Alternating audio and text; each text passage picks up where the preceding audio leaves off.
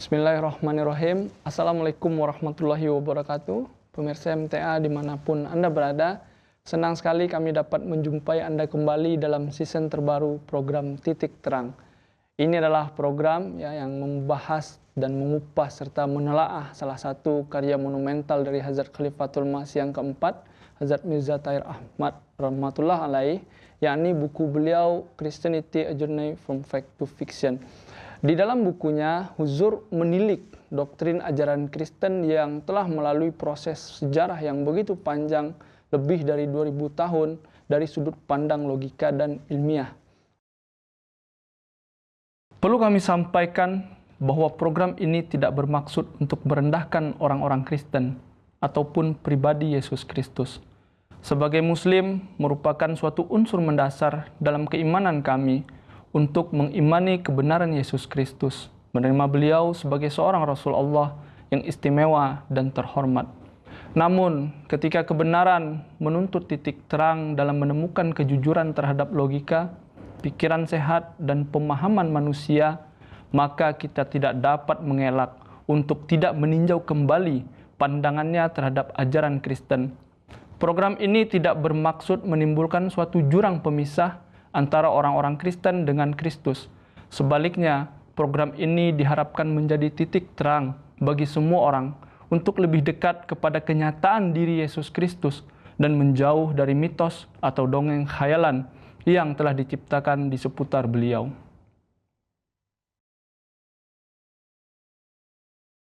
Baiklah pemirsa, pada episode kali ini kita akan membahas subbab antar hubungan dalam Trinitas. Saya Arif Abdul Hai dan bersama saya tentunya telah ada narasumber yang sangat luar biasa, seorang ahli kristologi dari Jemaat Ahmadiyah, juga merupakan dosen perbandingan agama Jamiah Ahmadiyah Indonesia, dan beliau adalah Bapak Rakiman Ram Jumaan. Mari kita sapa beliau dan kita akan mulai pembahasan kita berkenan dengan subbab ini. Assalamualaikum Bapak. Waalaikumsalam warahmatullahi wabarakatuh. Kabarnya Pak? Alhamdulillah sehat-sehat. Iya Pak, kemarin kita terhenti lagi di pembahasan yang sangat menarik ya Pak ya, tentang falsafah Romawi yang kemudian masuk ke dalam ajaran Kristen yang membentuk sebuah trinitas begitu Pak. Dan kita sekarang juga tadi saya sampaikan antar hubungan dalam trinitas. Artinya saya buka sedikit bahwasanya Kristen saat ini ataupun ulama Kristen ataupun orang-orang pemikir Kristen kemudian tetap tidak bisa memberikan sebuah penjelasan yang jelas tentang Trinitas. Artinya setiap orang yang bertanya tentang Trinitas kepada ulama Kristen, kepada pendeta Kristen, tetap akan menemui kebingungan karena mereka memang tidak menjelaskan sebuah konsep yang bisa dimakan oleh logika begitu ya Pak ya. Artinya siapapun yang kemudian bertanya tentang Trinitas akan menemui kebuntuan. Dan karena itu juga tidak dijelaskan dalam Bible, tidak dijelaskan dalam Injil. Tetapi menariknya Hazrat Khalifatul Masih keempat kemudian menjelaskan Trinitas itu dengan kemungkinan logika yang juga sebenarnya pada suatu titik tertentu juga tidak termakan juga oleh logika ya Pak ya. Ini menarik Pak. Ya, di aspek pertama dari 4 aspek yang dijelaskan oleh Hazrat Khalifatul Masih itu 4 poin ya Pak ya. Saya akan mengambil dulu tahapan dan aspek berbeda dari satu oknum. Jadi Trinitas kita memahaminya adalah tahapan dan aspek berbeda dari satu oknum. Ini bagaimana Pak? Mohon dijelaskan. Baik, sangat menarik ya, karena ini bukan hanya terjadi sekarang ini, ambiguitas dari konsep Trinitas, tetapi sudah berlangsung sejak 2000 tahun yang lalu. Dari awal, bagaimana kita bisa bayangkan bahwa sejak konsep ini digaungkan, kemudian dimasukkan dalam pembahasan tiap-tiap konsili dilaksanakan abad ke-3, abad ke-4, abad ke-5, itu masih saja menyisakan perbedaan pendapat. Kita harus ingat misalnya di abad ke-3 ada Tertullianus yang juga menggaungkan konsep Trinitas, yang ternyata konsepnya berbeda dengan konsep yang sebelumnya, yang sesudahnya, misalkan Irenaeus. Nah, Irenaeus juga konsep Trinitasnya berbeda dengan konsep Trinitas yang dipahami oleh Augustinus, Santo Agustinus. Santo Agustinus konsep Trinitasnya berbeda juga yang dipahami oleh misalkan Calvin atau Martin Luther dan seterusnya di masa modern sekarang ini ya. Artinya kesimpulan umumnya adalah konsep-konsep Trinitas yang digaungkan, yang disampaikan oleh misalnya bapak-bapak gereja atau jauh sebelum itu pada abad kedua, abad ketiga itu juga berbeda-beda sehingga kemudian ya karena terjadi perbedaan pandangan mengenai konsep Trinitas itu ya umat Kristen juga kemudian menjadi kebingungan dan terpecah-pecah. Apalagi ketika mereka menilik konsep Trinitas atau ajaran Trinitas ini dari perspektif yang juga berbeda. Seperti yang akan kita lihat dari skenario-skenario yang disampaikan, yang dipaparkan oleh Hadrat Khalifatul Masih Ar-Rabi rahmatullah alaih di dalam buku ini ya, Kekristenan ini. Nah, kalau kita lihat memang Huzur yang keempat rahmatullah alaih ini sudah membuat skenario-skenario. Skenarionya kan ada 4 ya. Tadi sudah disebutkan, salah satunya adalah tahapan-tahapan dari aspek-aspek yang berbeda dari satu oknum tunggal. Nah, sebelum kita masuk lebih jauh pada konsep atau skenario Trinitas perspektif ini, ada baiknya saya juga ingin menyampaikan secara komplitnya. Jadi bukan hanya aspek pertama ini atau skenario pertama, yaitu memiliki tahapan-tahapan dan dari aspek-aspek yang berbeda dari satu oknum tunggal, tetapi juga ada 3 skenario lainnya yang dibahas oleh Hadrat Khalifatul Masih Ar-Rabi rahmatullah alaih. Misalnya, jadi mereka merupakan 3 oknum berbeda yang sama-sama menikmati keabadian setara di antara mereka. Itu yang kedua. Yang ketiga, mereka merupakan 3 oknum dengan beberapa sifat individual yang berbeda dan sama sekali tidak dimiliki oleh yang lain. Dan yang terakhir, mereka merupakan 3 oknum dalam satu. Maksudnya Trinitas ini merupakan 3 oknum dalam satu dengan sifat yang seluruhnya sama dan kekuatan-kekuatan yang setara bergabung satu sama lain dan tanpa fungsi-fungsi yang terpisah satu sama lain. Nah, dari pertanyaan tadi yang dikemukakan mengenai Trinitas perspektif atau skenario tahapan-tahapan dan aspek yang berbeda dari satu oknum, Hadrat Khalifatul Masih Ar-Rabi rahmatullah alaih di sini membahas secara logis dan ilmiah ya. Jadi belum menyatakan bahwa kemungkinan pertama itu sebenarnya tidak perlu dibahas secara panjang lebar.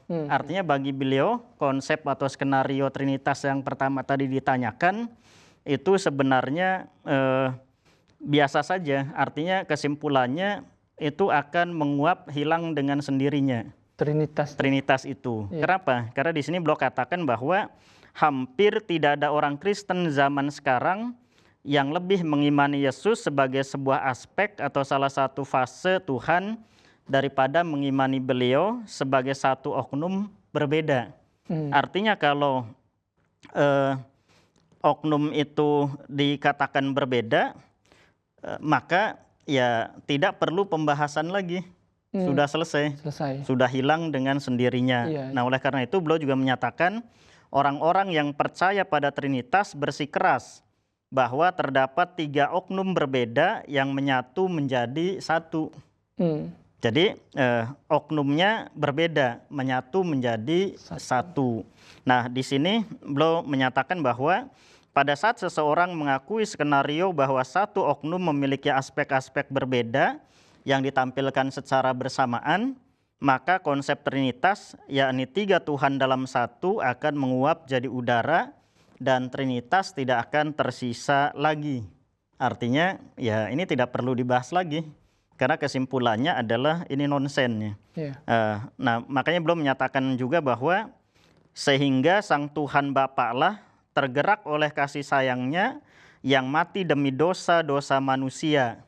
Artinya cukup hanya dengan satu Tuhan itu, yaitu Tuhan Bapa yang mempersembahkan kasih sayangnya mati untuk menebus dosa manusia. Artinya di sini adalah sifat kasih sayang Tuhan Bapa itu. Tidak perlu lagi ada Tuhan Anak, apalagi Ruhul Kudus. Artinya otomatis Trinitas itu tidak ada. Itu adalah konsep yang nonsen. Nah, makanya beliau menyatakan lagi bahwa dalam kasus ini hal itu hanya merupakan suatu fase peralihan dari oknum yang sama. Artinya sebenarnya ya, tiga sosok itu, tiga Tuhan itu misalnya hanya satu saja. Nah, seperti itu. Aspek-aspek bukanlah oknum. Dan demikian pula fase-fase tidaklah menciptakan wujud yang terpisah. Nah, oleh karena itu di tempat yang lain belum menyatakan bahwa oknum itu sama dengan sifat. Artinya tidak ada yang berubah, tidak ada yang berbeda. Sosoknya tetap itu juga. Tapi kalau itu sifat misalnya dianggap sebagai Tuhan, artinya ada sifat Tuhan yang hilang. Misalnya. Nah, oleh karena itu di sini belum menyatakan juga bahwa jika Tuhan memutuskan untuk mati demi manusia yang penuh dosa, itu adalah Tuhan sendiri dan bukan aspeknya yang melakukan hal tersebut. Nah, ini kesimpulan logis dari beliau. Jadi seperti itu ya. Dan oleh sebab itu beliau juga menyatakan mengenai kasus yang menjadi perhatian ini, yakni aspek Tuhan telah memainkan sebuah peran vital dalam pengorbanan Tuhan demi manusia yang penuh dosa, hanya dapat dipahami sebagai penampakan satu sifatnya. Jadi satu sifat kasih sayang Tuhan itu diperlakukan sebagai seorang oknum yang kemudian kita sebut sebagai Yesus kan. Anak Tuhan itu adalah sifat kasih sayang Tuhan itu sendiri ya. Dan oknum tersebut telah dinamakan Yesus Kristus, maka yang telah mati itu adalah kasih sayang Tuhan. Nah, itu logikanya. Sungguh merupakan kontradiksi aneh bahwa kasih sayang Tuhan karena iba terhadap manusia yang penuh dosa, lalu melakukan aksi bunuh diri. Nah, ini arahnya ke sana logikanya. Hal itu secara tidak langsung mengungkapkan bahwa selama 3 hari 3 malam tidak ada sifat kasih sayang yang tertinggal pada diri Tuhan. Nah, ini. Nah, beliau juga ingin mengingatkan kita terkait dengan skenario ini yang dinyatakan bahwa Yesus tidak diperlakukan sebagai suatu oknum terpisah yang berdiri sendiri, melainkan hanya sebagai sebuah sifat atau aspek Tuhan yang di dalamnya belum menjadi semacam kasih sayang yang menjelma sebagai wujud. Akan tetapi wujud ini tetap merupakan satu unsur yang tidak terpisahkan dari Tuhan. Jadi jika ada yang telah mati dalam proses tersebut, hal itu mestilah wujud Tuhan itu sendiri. Nah, itu bukan Yesus atau sifat kasih sayangnya yang telah memainkan peran sangat vital dalam episode ini. Nah, kemudian beliau juga menyimpulkan bahwa oleh karena itu tidak ada pilihan lain kecuali mempercayai kematian sifat kasih sayang Tuhan atau kematian Tuhan yang Maha Pengasih itu sendiri. Nah, itu karena akan muncul pertanyaan logis, kalau memang Yesus itu mati, maka yang mati itu sebenarnya siapa? Yesus sebagai bagian dari Tuhan atau Yesus sebagai unsur manusianya? Atau lebih jauh lagi, apakah Yesus sebagai Tuhan Bapa karena merupakan bagian dari Tuhan Bapa dalam unsur dalam Trinitas, ataukah Ruhul Kudus? Nah, oleh karena itu menurut Hadrat Khalifatul Masih Ar-Rabi, banyak kerumitan yang timbul dari pendakwaan bahwa aspek-aspek seorang oknum tunggal dapat dihapuskan dari keberadaannya untuk sementara atau selamanya. Skenario ini hanya dapat dipahami dalam kaitan dengan penerapannya pada apa yang dialami manusia. Nah, seorang manusia itu bisa saja kehilangan penglihatan ataupun pendengaran untuk sementara atau permanen, tetapi dia tetap merupakan orang hidup yang sama. Nah, ini perumpamaannya, seperti yang digambarkan sebelumnya. Kematian suatu kemampuan memang merupakan kematian parsial bagi orang yang sama. Dalam analisa utama, orang yang kehilangan atau mengalami hal itu tetap merupakan orang yang sama. Nah, jadi ini terkait dengan tahapan-tahapan dan aspek yang berbeda dari satu oknum. Kesimpulannya, kalau tiga oknum berbeda itu menyatu menjadi satu, ya memang itu akan melahirkan kesimpulan bahwa Trinitas itu sebenarnya ya tidak ada, tidak perlu dibahas lagi karena satu saja yang akan eksis, yaitu Tuhan atau Tuhan Bapa istilahnya itu. Yang lainnya tidak diperlukan lagi karena mereka sebenarnya adalah satu yang sama, subjek yang sama atau sosok yang sama. Nah, seperti itu. Berarti dalam bagian ini Hazrat Khalifatul Masih Rabi' kemudian memberikan pemahaman kepada kita bahwasanya kalau seandainya Yesus itu merupakan salah satu aspek ketuhanan, oleh karena itu Yesus yang merupakan aspek kasih sayang Tuhan, kemudian Yesus mati di tiang salib, artinya pada saat itu yang mati adalah kasih sayang Tuhan, begitu ya Pak. Yang kemudian karena Yesus merupakan masih bagian dari pada Tuhan itu sendiri, kematian sifat kasih sayang Tuhan tentunya akan memberikan sebuah tuduhan yang besar atau fitnah yang besar kepada ketuhanan Sang Tuhan itu sendiri mungkin ya Pak ya. Atau mungkin ada logika lain yang lebih mudah tadi seperti kematian, ya hilangnya kemampuan seseorang gitu ya Pak ya. Artinya kalau dia kehilangan penglihatan itu masih tetap orang yang hidup begitu. Artinya mengatakan bahwa ada aspek lain sedangkan kita mempercayai Yesus itu hanya sebagai bentuk kasih sayang Tuhan. Kemudian bagaimana bisa kita mengatakan bahwa Yesus adalah suatu komponen atau suatu wujud yang merupakan bagian dari Tuhan. Tidak mungkin karena dia hanya merupakan wujud dari kasih sayang Tuhan yang mewujud kemudian menjadi manusia. Tadi dijelaskan bahwasanya kalau seandainya orang-orang memahami ini, artinya Trinitas sudah menguap begitu ya Pak ya. Betul. Ini sangat menarik Pak. Artinya logika pertama saja sudah tidak mungkin. Artinya kita katakan bahwa ini tidak masuk akal untuk kemudian mengatakan satu dalam tiga, tiga dalam satu. Karena logika tadi bahwasanya tahapan dan aspek berbeda dari satu oknum. Selanjutnya Pak, mungkin dibahas sedikit saja tentang oknum ya. Aspek yang kedua, indikator yang kedua, skenario kedua yang disampaikan oleh Hazrat Khalifatul Masih yang keempat Pak. Oknum berbeda menikmati keabadian bersama. Ini bagaimana penjelasannya Pak? Iya, ini juga salah satu skenario ya yang disampaikan oleh Hadrat Khalifatul Masih Ar-Rabi rahmatullah alaih. Bagaimana skenario ini kemudian dicoba dikaji apakah ini logis atau tidak ya. Karena perspektif mengenai Trinitas ini kan berbagai sudut pandang, berbagai perspektif atau skenario. Nah, skenario yang kedua ini memang agak unik dan ini akan jelimet ya, lebih rumit lagi daripada yang pertama. Yang pertama tadi ya. Yang pertama itu lumayan simpel dan bahkan Huzur juga menyatakan kalau memang konsep Kristen seperti itu, yaitu akan menguap, akan gugur dengan sendirinya. Itu mudah saja. Tapi dengan skenario yang kedua ini yaitu oknum-oknum berbeda menikmati keabadian bersama, Huzur membahas secara panjang lebar dengan logika yang rumit yang mudah-mudahan waktunya juga cukup ya di episode ini. Nah, saya perlu sampaikan secara garis besar saja bahwa di sini ada satu skenario yang mungkin timbul tentang seseorang anak manusia yang lahir dengan 3 kepala. Artinya ada satu sosok manusia memiliki 3 kepala. Nah, menurut beliau bahwa ketiganya dapat dinyatakan sebagai satu oknum tunggal berdasarkan pada keberadaan hanya satu tubuh saja dan sepasang tungkai serta lengan, tetapi ketiga kepala menampilkan permasalahan dalam menyatakan kondisinya yang sebenarnya. Sayangnya menurut beliau di dunia ini dalam historical setting atau kisah di dunia ini, ada sosok manusia yang punya 3 kepala itu sangat langka, sangat jarang.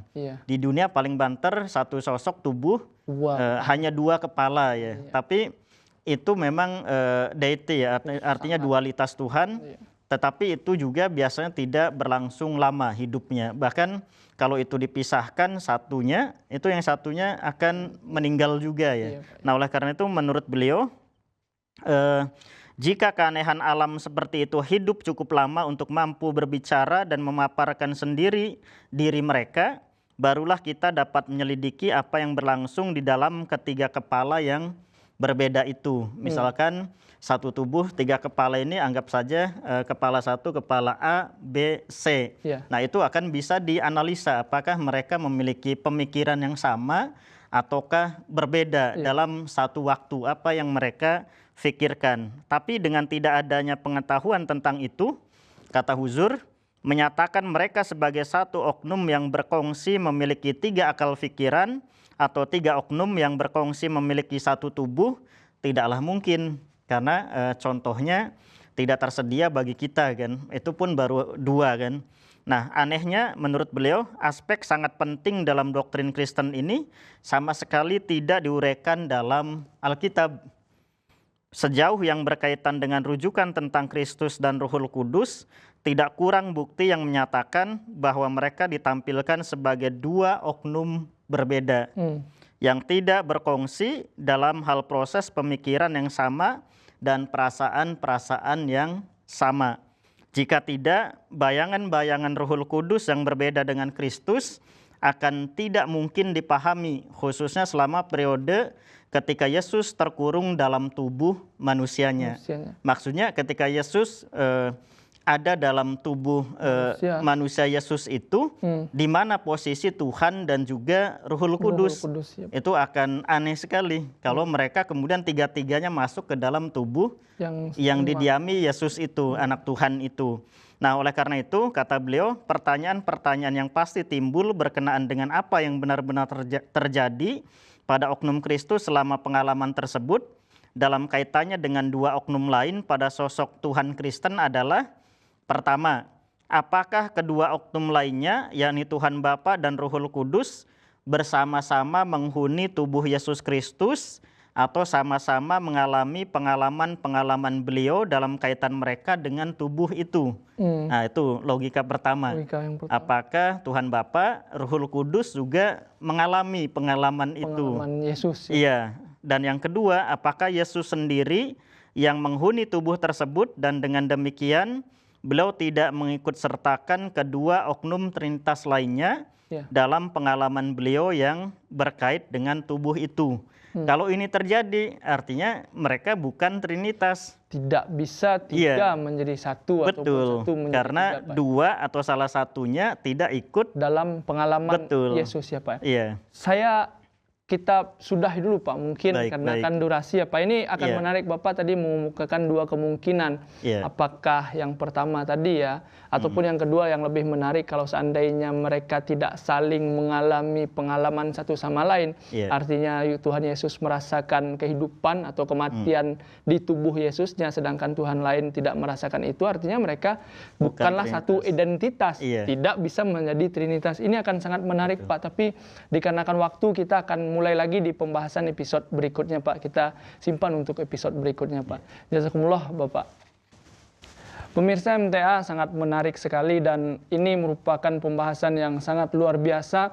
Alhamdulillah, demikianlah pembahasan kita pada episode kali ini. Belum selesai, kita masih dalam subbab antar hubungan dalam Trinitas. Semoga ini bisa ya menjadi titik terang dan khazanah ilmu serta iman bagi kita semua.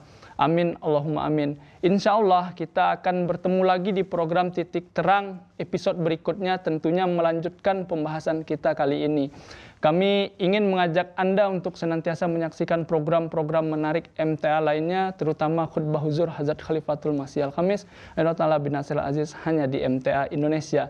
Jazakumullah atas perhatiannya dan juga kebersamaan pemirsa semuanya. Saya Arif Abdul Hai beserta kerabat kru yang bertugas. Mohon pamit undur diri. Wassalamualaikum warahmatullahi wabarakatuh.